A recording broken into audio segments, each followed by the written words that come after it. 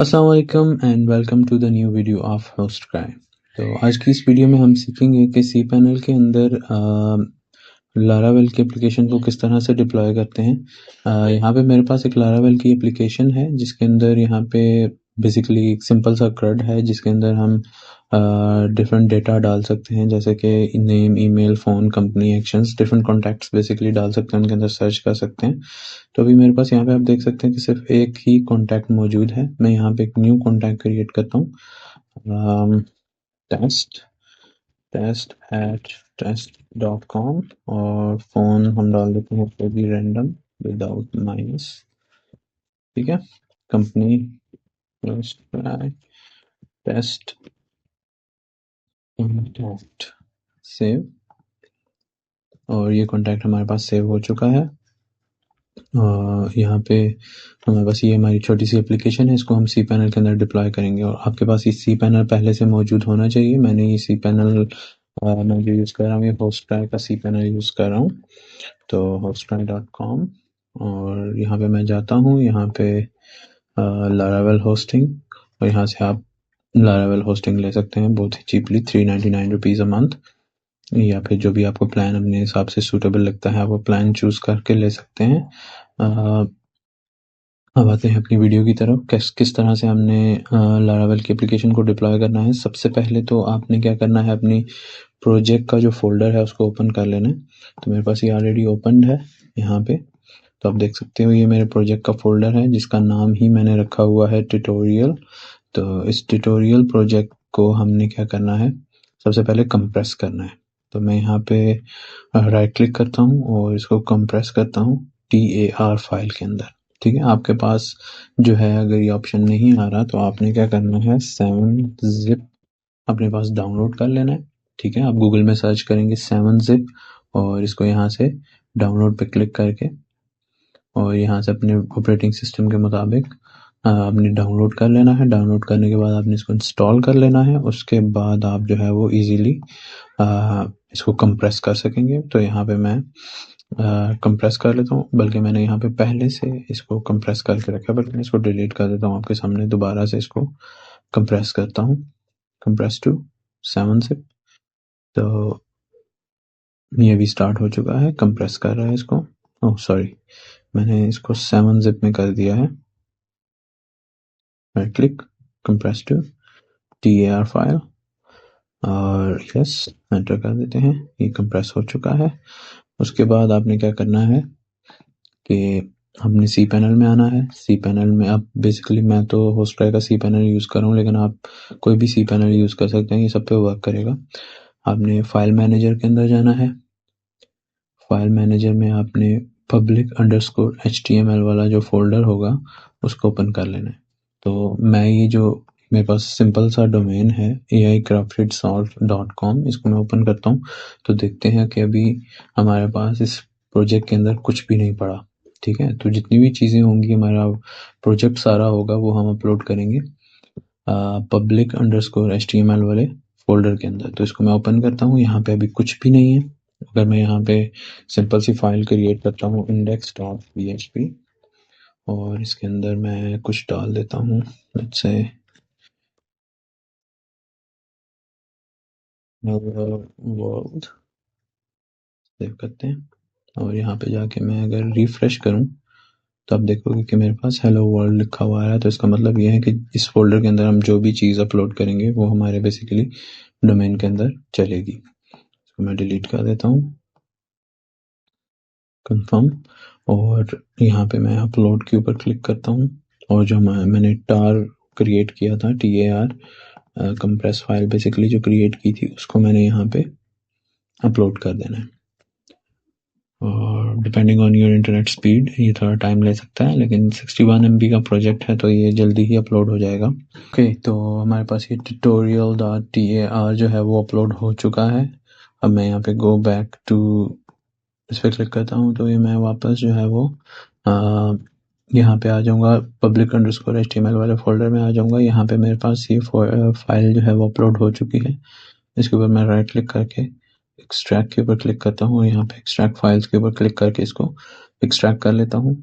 और ये हमारे पास एक्सट्रैक्ट हो चुका है। इसको मैं क्लोज करता हूँ और ये जो मेरे पास अभी फोल्डर था, इससे मेरे पास ये identical folder same to same ये वाला अपलोड हो चुका है cPanel के अंदर। ठीक है, तो अब अगर मैं अपने डोमेन में जाता हूँ जहाँ पे मैंने पहले हेलो वर्ल्ड वाली फाइल अपलोड की थी, वहाँ पे जाके अगर मैं रिफ्रेश करता हूँ तो आप देखोगे कि यहाँ पे आइडेंटिकली एक ट्यूटोरियल का फोल्डर आ रहा है और ये TAR वाली फाइल आ रही है। तो अगर मैं ट्यूटोरियल वाले फोल्डर को ओपन करूँ तो यहाँ पे मेरे पास पूरा जो लारावेल का फोल्डर स्ट्रक्चर है वो सारा का सारा यहाँ पे आ रहा है। लेकिन हमें इस तरह से नहीं करना, हम ये चाहते हैं कि जब भी हम अपना डोमेन ओपन करें तो हमारी वेबसाइट चल जाए, ना कि हमें हमारे यूज़र को यहाँ पे देखना पड़े और ट्यूटोरियल वाला फोल्डर ओपन करे और फिर वो सारा कुछ चले। तो इसके लिए सबसे पहले तो ये जो फाइल है अब इसकी ज़रूरत नहीं है, तो इसको मैं डिलीट कर देता हूँ। ठीक है, और ये जो फाइल है सारी, इनको मैं यहाँ से सेलेक्ट ऑल पे क्लिक करके राइट क्लिक करके मूव कर देता हूँ। अब इनको मैंने मूव कहाँ करना है, public_html वाले फोल्डर के अंदर मूव करना है। तो यहाँ पे public_html/tutorial था, मैंने /tutorial रिमूव कर दिया। अब ये कहाँ पे अपलोड मूव हो जाएंगी सारी फाइल्स, public_html में मूव फाइल्स। तो ये सारी फाइल्स मूव हो चुकी हैं। अब देख सकते हैं कि यहाँ पे जब भी मैं public_html फोल्डर ओपन करूँगा तो ये सारा फोल्डर ओपन हो जाएगा। अब अगर मैं यहाँ पे अपना डोमेन जो है वो ओपन करता हूँ तो आप देख सकते हैं कि यहाँ पे जो है ये सारी फाइल्स आ रही हैं, लेकिन हमारी जो वेबसाइट है वो अभी भी नहीं चली है। तो लारावेल की जो वेबसाइट होती है वो पब्लिक फोल्डर के अंदर होती है। पब्लिक फोल्डर हमारा यहाँ पे आप देख सकते हो, ये पब्लिक फोल्डर है। इसको मैं यहाँ पे ओपन करता हूँ, क्लिक करता हूँ तो यहाँ पे जैसे ही मैंने क्लिक किया है तो यहाँ पे मेरे पास एरर आ रहा है, composer detected issues in your platform, your composer dependencies require a PHP version greater than 8.2.0। तो हमारा जो PHP वर्जन है या तो वो ज़्यादा है या कम है, आई थिंक कम ही होगा, हमें 8.2 PHP वर्जन चाहिए। तो मैं cPanel में वापस जाता हूँ, यहाँ पे स्क्रॉल डाउन करते हैं तो यहाँ पे हमारे पास आएगा सेलेक्ट PHP वर्जन, इसके ऊपर मैं क्लिक करता हूँ। जैसे ही मैंने इसके ऊपर क्लिक किया तो यहाँ पे आप देख सकते हो ये हमारा डोमेन है।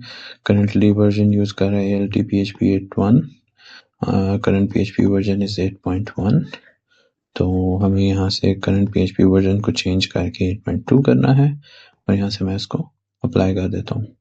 जैसे ही हमारा करंट PHP वर्जन अपडेट होगा, मैं यहाँ पे वापस आता हूँ और इसको रिफ्रेश करता हूँ तो आप देखोगे कि अब एरर चेंज हो चुका है। अब जो एरर हमारे पास आ रहा है वो है डेटाबेस का एरर, क्योंकि हमारा जो लारावेल की ऐप है उसके अंदर डेटाबेस भी मौजूद है और डेटाबेस जो है वो उसके अंदर डेटा भी है, और जो हमारी लारावेल की ऐप है वो डेटाबेस एक्सपेक्ट कर रही है, लेकिन यहाँ पे हमने सिर्फ प्रोजेक्ट को अपलोड किया है, डेटाबेस को अपलोड नहीं किया। तो हमें अब डेटाबेस को भी अपलोड करना पड़ेगा। तो डेटाबेस को हम कैसे अपलोड कर सकते हैं, सबसे पहले हमने टूल्स में जाना है और एक डेटाबेस को क्रिएट करना है, मैनेज माई डेटाबेसेस या डेटाबेस विज़ार्ड। डेटाबेस विज़ार्ड को ओपन करते हैं और यहाँ पे हमने न्यू डेटाबेस क्रिएट करना है। तो यहाँ पे मैं इसको नाम दे देता हूँ ट्यूटोरियल। नेक्स्ट स्टेप, अब हमारा जो डेटाबेस है वो क्रिएट हो चुका है इस नाम से AI_crafted_tutorial। तो इसको मैं कॉपी करके अपने पास किसी जगह पे सेव रख लेता हूँ ताकि मैं जो है वो बाद में इसको यूज़ कर सकूँ। ओके, और यूज़र नेम, अभी हमने डेटाबेस का यूज़र नेम बनाना है तो इस यूज़र नेम को भी मैं तो सेम नाम दे देता हूँ। ठीक है, और पासवर्ड के लिए मैं पासवर्ड जनरेटर में जाके ये वाला पासवर्ड जनरेट कर देता हूँ और yes I have copied my password in safe place and create user. अभी जो है वो यूज़र क्रिएट होगा। वो कह रहा है कि यूज़र को अब क्या क्या प्रिविलेजेस देना चाहते हैं, कि क्या वो डेटाबेस का टेबल ड्रॉप कर सकता है, अपडेट कर सकता है, डिलीट कर सकता है, ऐड कर सकता है। तो मैं इसको तमाम की तमाम प्रिविलेजेस यहाँ से देना चाहता हूँ और मेक चेंजेस पे क्लिक कर देते हैं। अब हमारा जो डेटाबेस है वो भी क्रिएट हो चुका है और डेटाबेस का यूज़र भी क्रिएट हो चुका है। अब मैं वापस टूल्स में जाता हूँ और यहाँ पे हमारे पास डेटाबेस के अंदर PHP माई एडमिन के नाम से एक ऑप्शन होगा, उस पर हम क्लिक करते हैं और ये सिस्टम हमें रिडायरेक्ट करेगा PHP माई एडमिन। ऑलराइट, तो हम यहाँ पे आ चुके हैं और ये जो डेटाबेस हमने क्रिएट किया था वो वाला डेटाबेस यहाँ पे मौजूद है, जिसके अंदर अभी फ़िलहाल के लिए कुछ भी नहीं है, ये एम्प्टी है क्योंकि हमने अभी तक अपना डेटाबेस अपडेट नहीं किया, सिर्फ डेटाबेस बनाया है। तो डेटाबेस अपलोड करने के लिए मैं यहाँ पे आता हूँ और लोकल होस्ट /php myadmin यहाँ पे मैं जाता हूँ, जहाँ पे हमारा पुराना डेटाबेस पड़ा हुआ है इस ऐप का।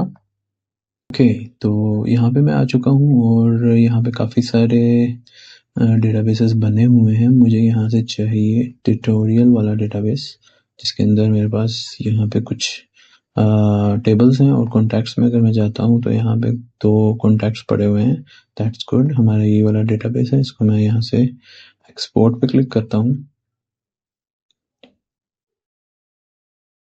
And then we can just go ahead और ये हमारा डेटाबेस जो है वो डाउनलोड हो चुका है। अब हमने क्या करना है कि वापस PHP myadmin cpanel में आना है और यहाँ पे इंपोर्ट पे क्लिक करके डेटाबेस को हमने जो भी अभी बनाया था उसको इंपोर्ट कर लेना है अपने पास और यहाँ से मैं इंपोर्ट पे क्लिक कर देता हूँ।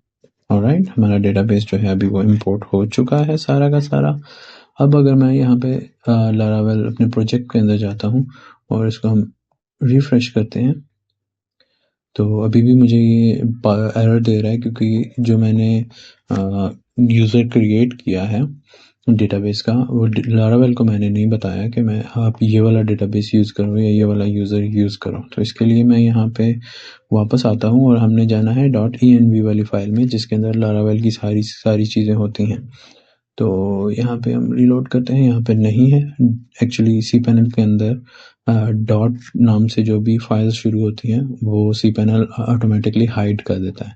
तो यहाँ पे आपने क्या करना है, सेटिंग्स पे क्लिक करना है और यहाँ पे आपके पास ऑप्शन आएगा शो हिडन फाइल्स डॉटेड। तो यहाँ पे मैं टिक करता हूँ और इसको सेव कर देता हूँ। तो जैसे ही मैं इसको सेव किया तो आप देख सकते हो कि यहाँ पे env फाइल जो है वो आ चुकी है। अगर तो आपके पास ये फाइल मौजूद नहीं है या आपको डिफरेंट एरर आ रहा है, की का एरर आ रहा है या कोई और एरर आ रहा है यहाँ पे, तो आपने अपने प्रोजेक्ट के अंदर से env फाइल को दोबारा से अपलोड कर देना है। अक्सर जो है वो env फाइल कंप्रेशन में नहीं आती है, ठीक है। और इसको मैं एडिट करता हूँ, यहाँ से एडिट किया और यहाँ पे आप देख सकते हो डेटाबेस कनेक्शन MySQL और यहाँ पे बेसिकली हमने अपनी सारी की सारी डिटेल्स डेटाबेस की डालनी है।